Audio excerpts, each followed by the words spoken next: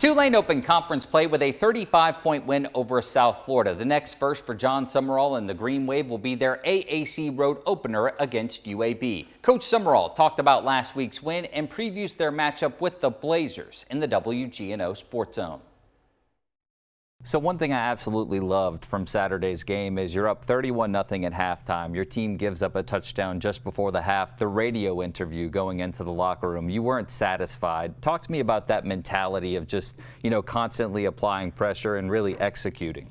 Yeah, the outcome matters, but we don't just play to the scoreboard. It's about playing to a standard and what's our best. And right before the half, I felt like we had not played defensively as clean as we needed to finish the half the right way, and I was a little bit frustrated.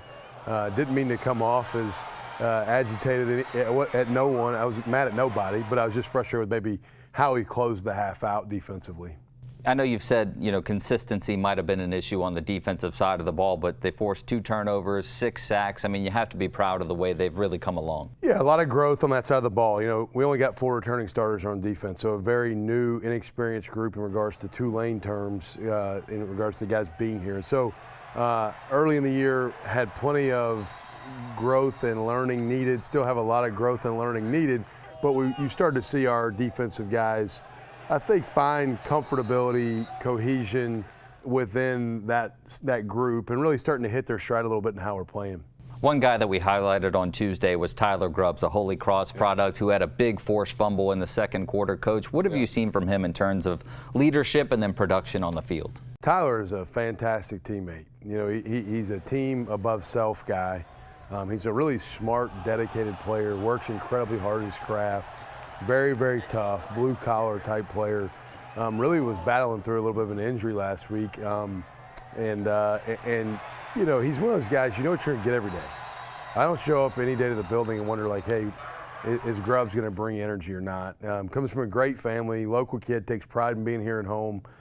Just an awesome guy to be around daily and a fantastic teammate.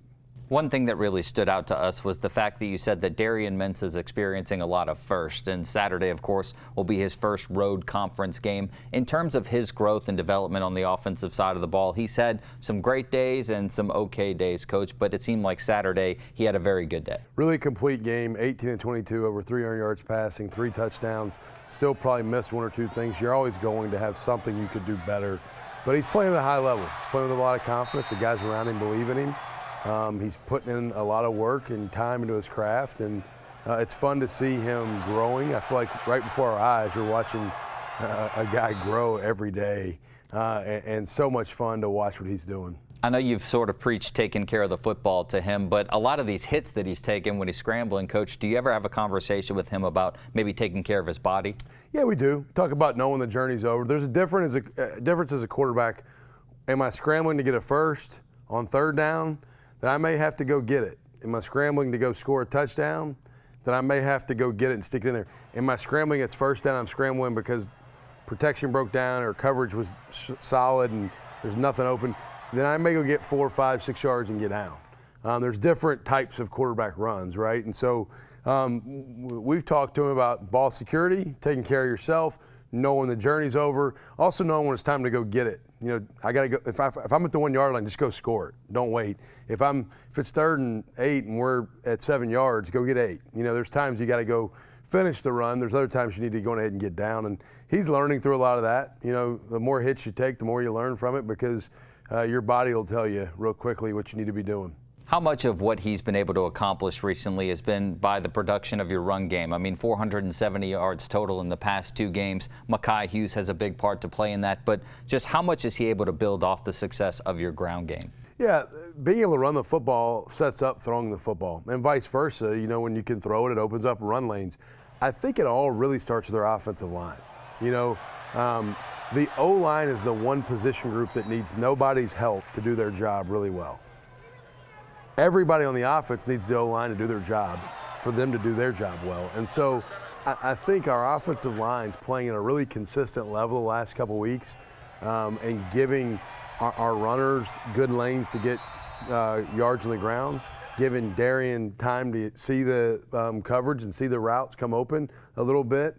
And so it's complementary football. If you can run the football, establish the run, on the ground. It makes play action shots a lot easier. It makes quick game a lot easier. It makes nakeds and boots a lot easier. So the quarterback position gets a lot easier to play when you're able to run the ball effectively. And when you're looking at the pieces that you had in that offensive line room, even before the season, when you didn't know who was playing quarterback, this is kind of what you envisioned. Very much so. I mean, you think about Derek Graham at left tackle has a lot of starts, right? Shadre Hurst has played a decent amount of football here at guard. At center, Vinny started the last couple of years at Western Kentucky. At the other guard, Josh Rimatich, another Holy Cross guy, local product, who's played a lot of football here. And at right tackle, Rashad Green, Rara, has played a lot of football here. So a very veteran group. And then really the unsung hero on the O-line is Caleb Thomas.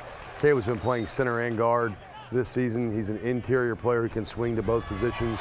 And he's a senior who's played a lot of snaps, played over 1,000 college snaps, and is currently technically in a backup role, if you want to call it that. But he's really our sixth O lineman, and he's provided a lot of quality play and depth in there on the interior line. So those guys are playing at a really high level. When you can lean on your O-line, man, it makes everything else so much easier.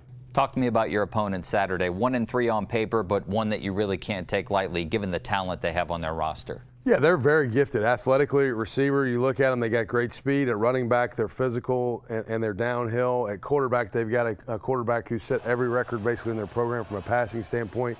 The O-line is very veteran. Their tight ends are veteran. Defensively, they got a lot of transfers.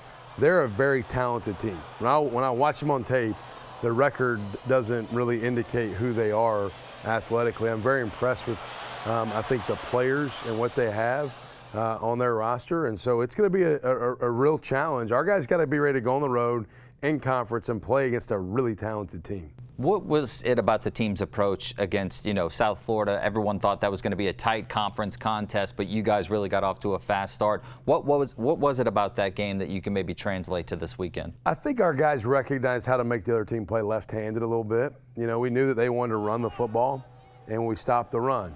Then we were able to convert and go get some points on the board early. And then once we were able to force them into obvious pass situations, that's when we were able to go sack the quarterback, create pressures and havoc in the backfield. And so it was just understanding how we needed to play the game and dictate the game flow as opposed to having it dictated towards us.